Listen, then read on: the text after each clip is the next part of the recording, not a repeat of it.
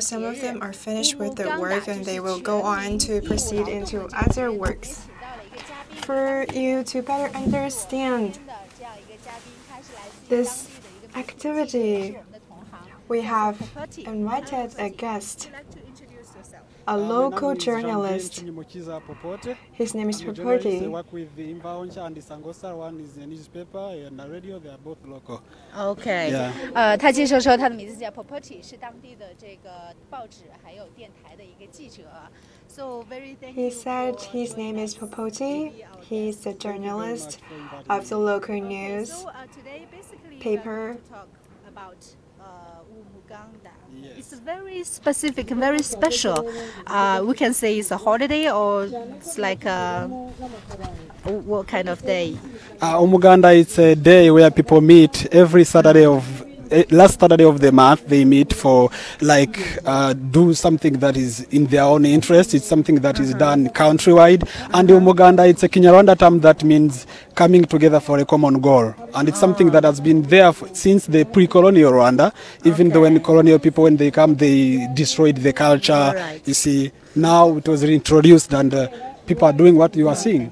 Please leave me some time to translate. Okay. 他刚才说了很长的一串啊，他说的是这个 Umuganda 呢这个词的意思，就是大家集合 He 齐 has 聚在一 just 块儿 said 生活，为了达成 Umuganda 这个一个共 means 同的目标。 coming together 其实 with one goal. Umuganda 这个词在当地呢，它除了说大家一起努力共同来达成目 Actually, 标 the 呢， word 它的 itself, 这个其实历史呢可以说是非常非常的长的，不是今天才有的。 apart from 是 this 从 meaning, 应该是 pre-colonial。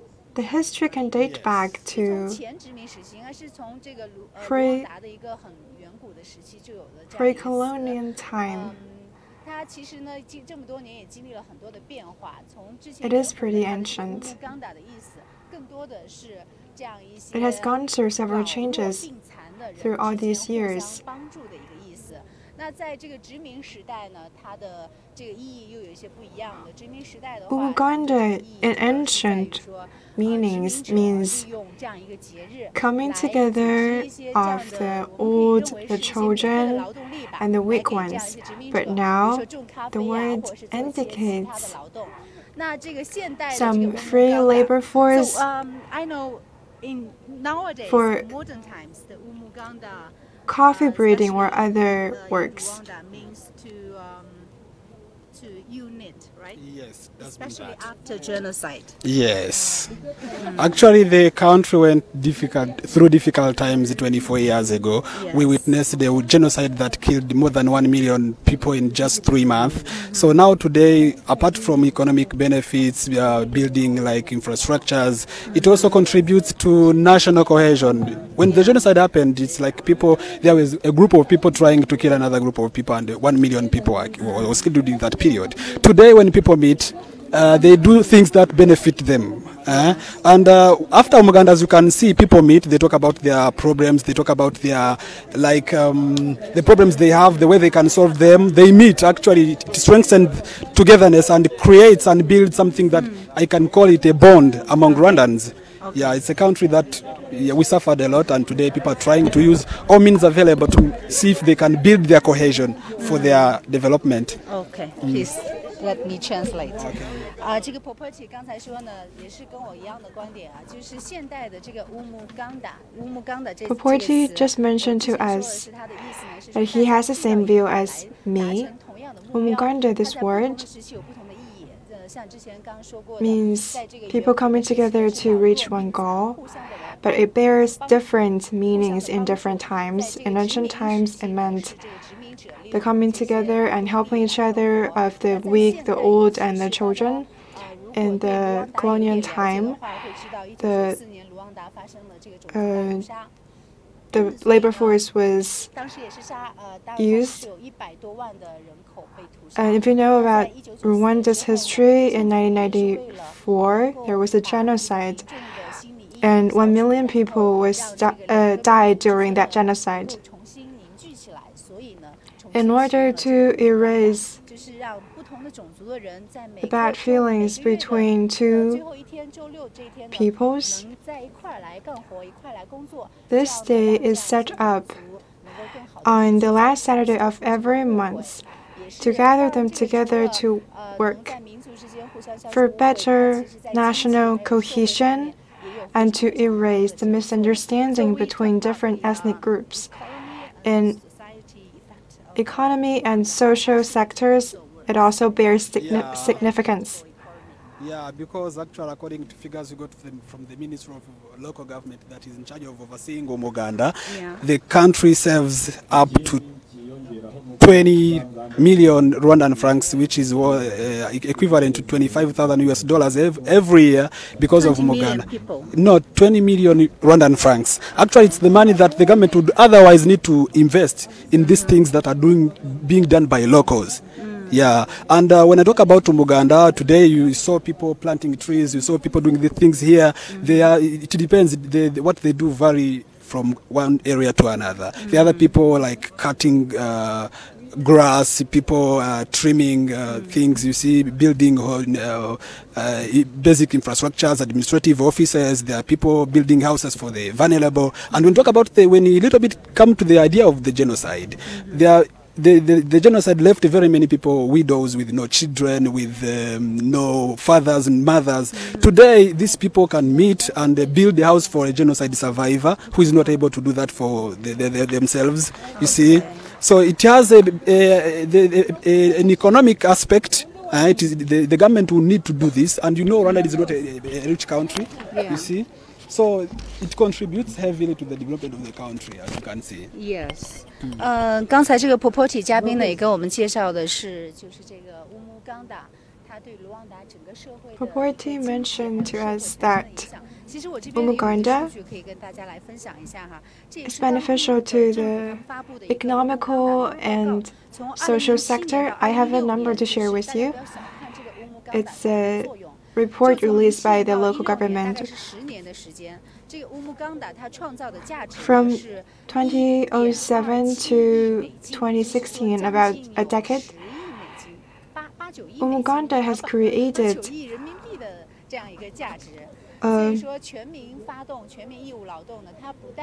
about 800 to 900 million RMBs worth.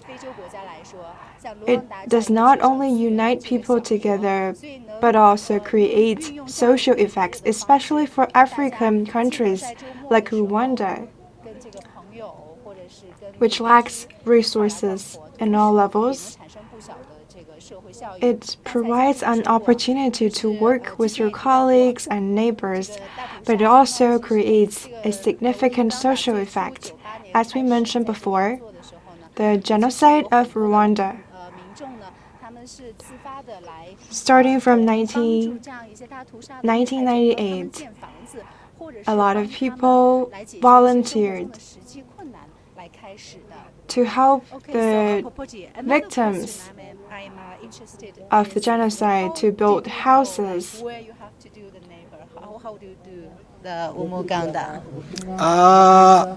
As I said earlier, it's organized by local people in their community. Yeah, and it's organized most of the times at the village level. By village, don't understand a rural area, but a village here, which we call Mudugudu in Kinyarwanda, it's the smallest administrative entity in the country. So a group of people living together organize that. They know tomorrow we are doing this, the next month we'll be doing this, depending on their priority. So the mechanism that is in place for people to know what they're doing when. There is those people in the village, the leaders of the village. They have a message to convey. They use a microphone so everyone can know, and they do not start. They don't stand at one area. They are moving, so everyone gets to know what they are doing when and how they have to be prepared. That actually there are communiques that are spread. So like early this week. Early. They cannot just tell you this evening that tomorrow you're doing this. No, you have to be prepared. OK， 刚才我问了这个 Popoti 一个我比较关注的问题，就是他们因为是每个月的最后一个周六。I asked Popoti a question that I care about because it's every last Saturday of every month. So how are they notified about the location and the kind of labor? He told us just a couple days earlier, For example, today is Saturday. They can get early notifications from the government by messages or broadcasts in communities. They are informed where will they go in this Saturday and what will they do for the volunteer work. Apart from cleaning up the streets, they also plant trees, build roads, or clean roads, or build houses. There are a lot of line of works. It is all about ordinary people coming together for one goal. If you want to ask them something, you can. OK， 我们看到因为我们的这样一个直播呢，所以旁边的这些居民他们非常好奇，所以都停下了这个手。We can see because we're doing a live streaming, so the residents are very curious and they stopped working to watch us. Let's take a look on that side. Several parts, like doing work is one part, and the second part is they get together to share some information, right? Yeah. Actually, so that's what they are doing now. Actually, Umuganda, apart from the economic aspect of it, it is also a forum where official information is spread across the community. Because after Umuganda, after planting trees, after cleaning their areas, after building those infrastructures, they meet. Like now we have the mayor of the district, we have people from the National Commission of Human Rights, we have people from the Imbuto Foundation, we have different authorities. So when like now they are talking about the amended law on drugs. Drugs. Yeah, like if you have consumed so you've been caught trafficking drugs, you can be punished. The punishment today are heavy, up to life sentence. You see, they communicate those important messages, sensitive information to the public. So apart from people themselves decide what they want to see in the future, what they want to do in the future, there is an information that is also being channeled to them from up to down or down the other way around, you see. Yeah. Okay. 刚才我们也说了，就这个乌木冈达呢，它除了这个社区劳动、义务劳动之外，其他还有一个很重要的功能，就是将大家聚到一块来分享信息。 It also has an important function to gather people together to share information. For example, on this land upward, they are working, they're planting trees. So after their work is done, they will go down here to this venue.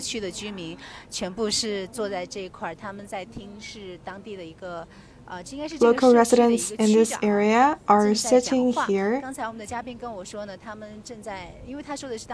listening to the head of district speaking.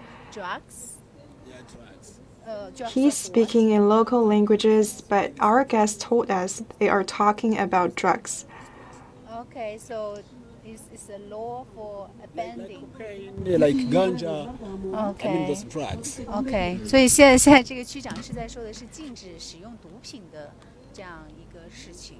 那除了说这些事情之外，他们还会有关于这个社区的一些重要的新闻 drug problem, and they also discuss crucial news or informations about this community. It's more about conclusion of the work today in the Umuganda and what will they do and where will they go for the next Umuganda. This is a good opportunity for us to gather together. To go home and go on with the activities. And as you know, at this day, I forgot to tell you that it normally starts at 8 and lasts for 3 hours, even though the duration is subject to change. So after that, the 3 hours, business now are halted, they are not doing anything, there are no shops, there are no what, so they are going to go on with their daily activities. Okay, so that's one thing I want to know is, are the people, they're happy to join the Umuganda? I may say they are happy because these are the things that people do not do in the interest of other people. They are doing them for themselves. Okay. People in a village contribute to the development of the village itself. People are not taken from one village to another to build for another village. It's it's their life. Village. Yeah, like if you are building for a vulnerable person in your village, they are going to love it. It is going to strengthen your unity and reconciliation. And I can say they love it, even though there is no policy that can be loved by people at 100% extent. All the time there are people who are reluctant, and that is why we now have a law on that. OK， 刚才我问了他一个可能我觉得我们的网友也会关心的问题，就是说大周末的大家谁不想休息呢？而在这样一天被这个 a question that I think you would care about is that why don't you want to rest in weekends, and they are required to participate in the national community service? Would they complain? So our guest here is also a local resident. He has given us an answer. He said that everybody is happy to attend this. They are not going to complain because this community service will improve the living environments of the residents here. It's something that everybody can share. Another important factor is that the community service they're doing is more about sharing information and getting together with friends and neighbors, so they cherish this great opportunity as well. As our guest said, Umuganda is formally established in the law in 2007. It's something that they have to do. By people when they want, or when they don't want, they don't do them. So actually, if I can, I think it was first of all officially done in 1974. Before that period, it was not institutional. And when the genocide against the Tutsi happened, everything was destroyed. The country had to be rebuilt from the scratch. So that period did not have Umuganda in place. Up to 1998, that is when the government began also to encourage people to do Umuganda. But at that time, it was not, if I may say, it was voluntary. People would come, they do things. It was even difficult to get positive results because there was no law on that. Well, in 2007, that is when there was a law. Who does Umuganda, who does not do Umuganda, the law was clear on that. And it's done by people aged between 18 and 55 years. 65 years, yes. And the people who are above that, they can do Umuganda, but for them it's optional. And now people are, not only Rwandans are being encouraged to do Umuganda, even foreigners, expatriates living in Rwanda. You have seen Chinese. There are other people from other countries also around. Just now we have seen some Chinese. Yes, and the law had also to for the Umuganda to be mandatory. If you don't do Umuganda, you face a fine of up to 5,000 Rwandan francs. You'll be fined. Yeah, it's a fine. You cannot be taken to jail because it's not criminal, but there is a fine. Yeah. Okay, let me translate. 刚才嘉宾 Property 呢跟我们讲了一下乌木冈的它的一个渊源吧。从 Property has told us the origin of Umuganda from 1974年的时候，当时就已经有一些相关的这样一些规定，让大家来参与。From 1974, there were relating regulations about people participating in Umuganda. So in 1998, the government has issued Umuganda as a mandatory measure. From 2007, they have officially listed Umuganda into the law. After that, if you do not participate in Umuganda, you will be fined. If you are between 18 to 65 years old, if you get caught by the police, you will be fined immediately. Or told to join the work.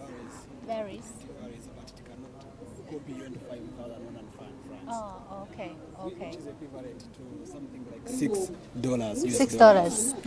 好，就是如果没有参加这个乌姆冈达的话呢，可能会被罚款。那这个罚款呢，最低的限额可能是5000。If you do not participate in Umuganda, you could be fined 左右的样子。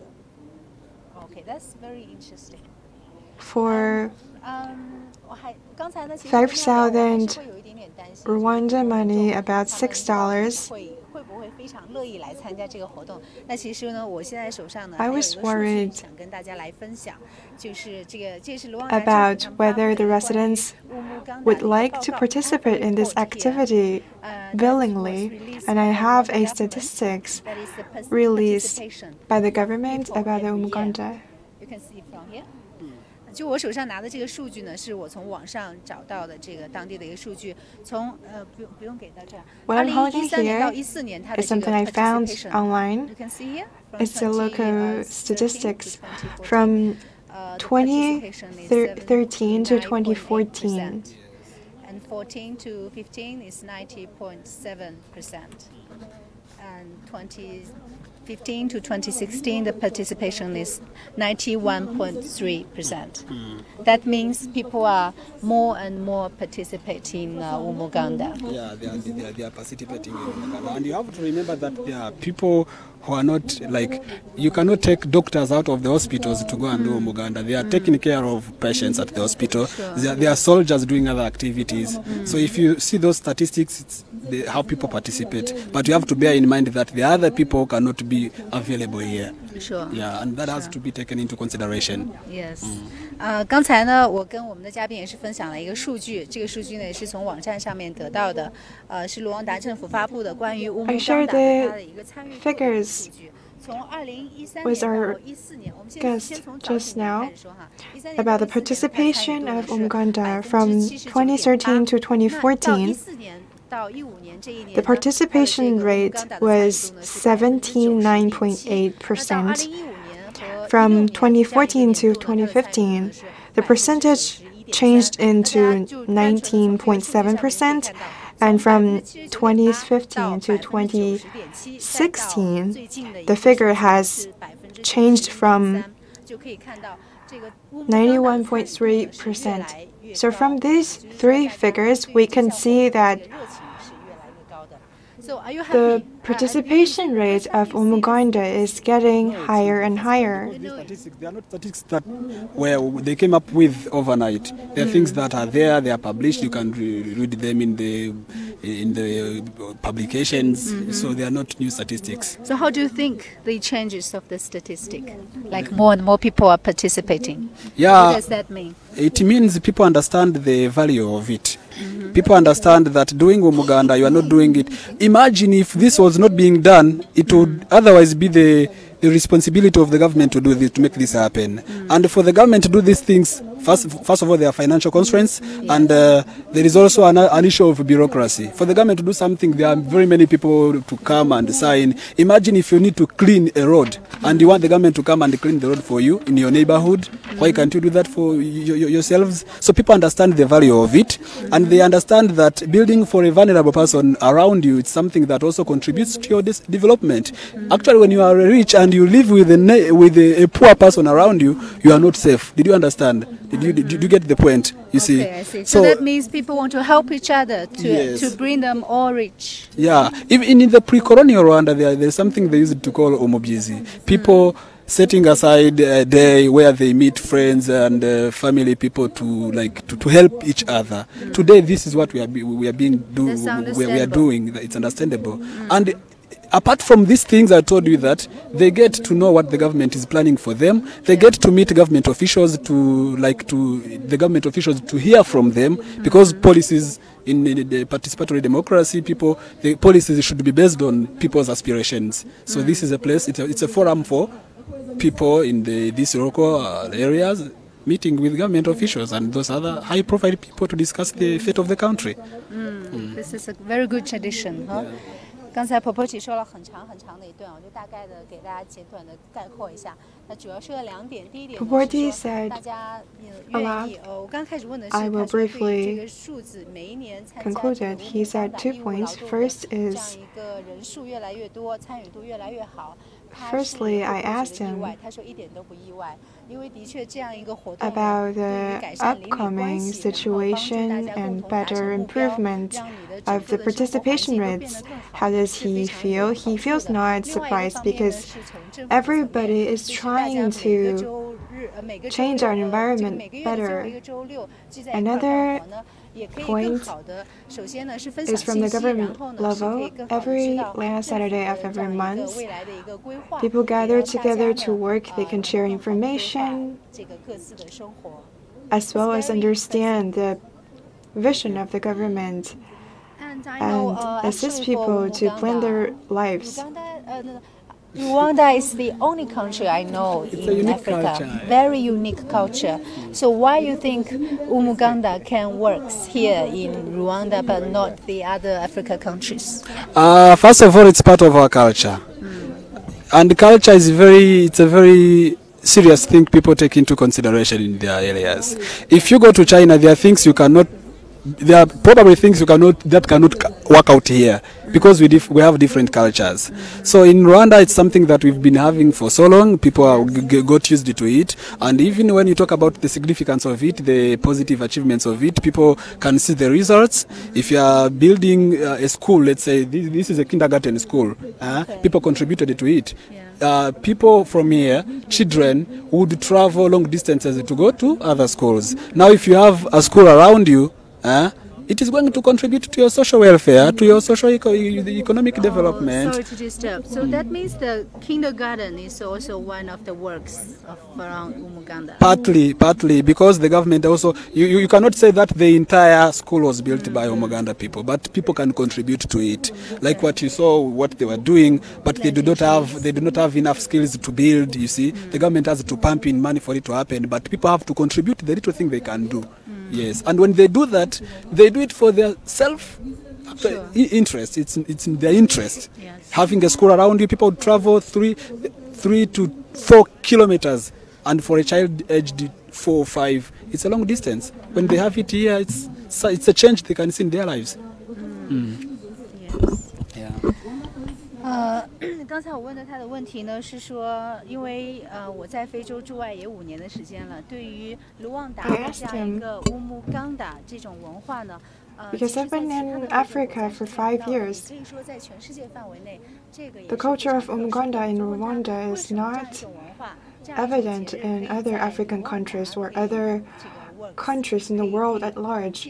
I asked him why this is available in Rwanda. Why does it work in Rwanda? He told me, first, Umuganda means helping each other and coming to one goal. This culture is deeply rooted in Rwanda's culture. So they can do this. Also, Umuganda has contributed to the social and economic factors. Rwanda people are gathered together to build a better nation, to pass on the inheritance of Umuganda. So I believe after the introduction today, our audiences will have an overall understanding of Umuganda. So more information about Rwanda will be provided later. Thank you. So today our live streaming has come to an end.